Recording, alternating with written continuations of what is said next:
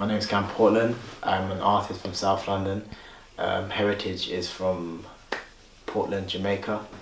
And yeah, being like a student, I didn't have that much money when it comes to like buying equipment for art. A lot of my techniques are quite childlike because it's kind of like grabbing anything I can or afford at the time.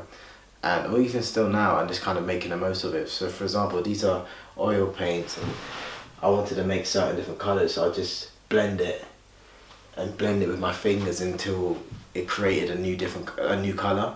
And like you see a lot of times I use pieces of cardboard, ripped cardboard, and I paint over that, and I use that as texture instead of using textured paint.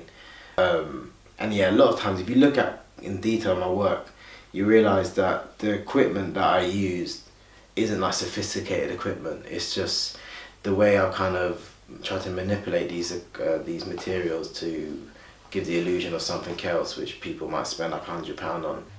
And like a lot of times you will see me using this technique of painting and then putting up like posters like it's propaganda, and then I might paint over some of the posters, and then it's like this layering. Like a lot of my work has like multiple layers. Some has thinner layers, but like a lot of them have multiple layers. Sometimes it's just because probably didn't have enough money for a new canvas and didn't like an old piece and went over it and thought, oh, I like that feature, so I'll keep that, and then I covered a lot of the others. But yeah, my biggest obstacle I found choosing a creative route instead of academic route was literally persuading my parents that I knew what I was doing. There's a lot of ways of making money, and our parents were only taught that you have to be academic. When I came back in 2016 from Jamaica, like I felt super inspired from just like seeing people out there, and you know, like the struggle out there is real. I went out there and just saw so many different colours. Like you go out there and you see like zinc tops, and people paint their house like lime green and weird colours. And before that, I only really worked in like black and white, so like black pen or black pen bleeding with the canvas. So like if I put water over it, so it would only be like black and purple, whatever. But yeah, when I came back, I really wanted to start doing more colours.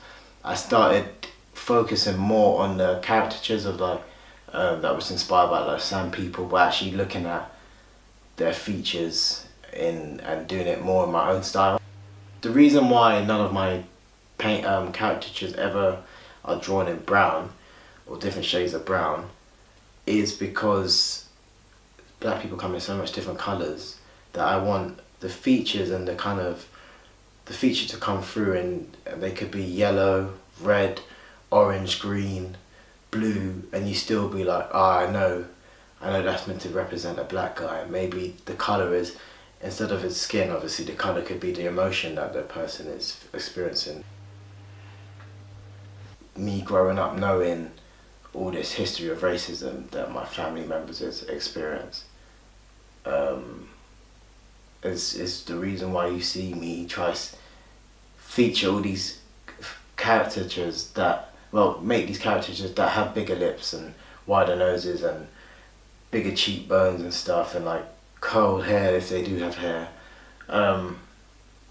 because it's kind of like trying to flip it and be like, oh, these are all the negative connotations that you try, like negative things that you try to say about us, and I'm gonna flip it and make it a thing of this is something that's beautiful. Do you know what I mean? Or like it's kind of like the middle finger to whatever the race is. But like for example, you can't laugh at me if I laugh at myself before. Do you know what I mean?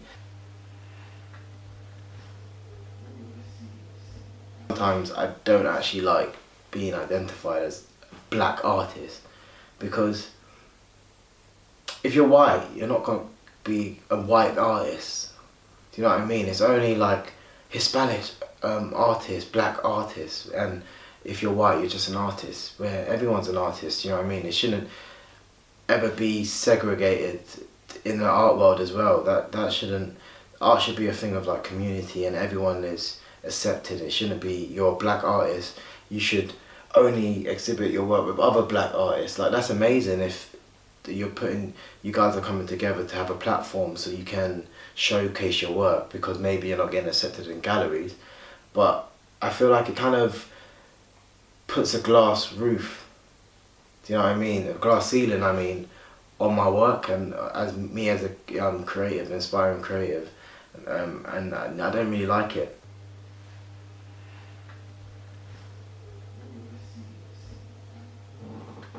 Designed Menace in 2016, the image, but I used like a pen and that, and then I scanned it and then vectorized it and then it became like the whole thing of Menace and whatever.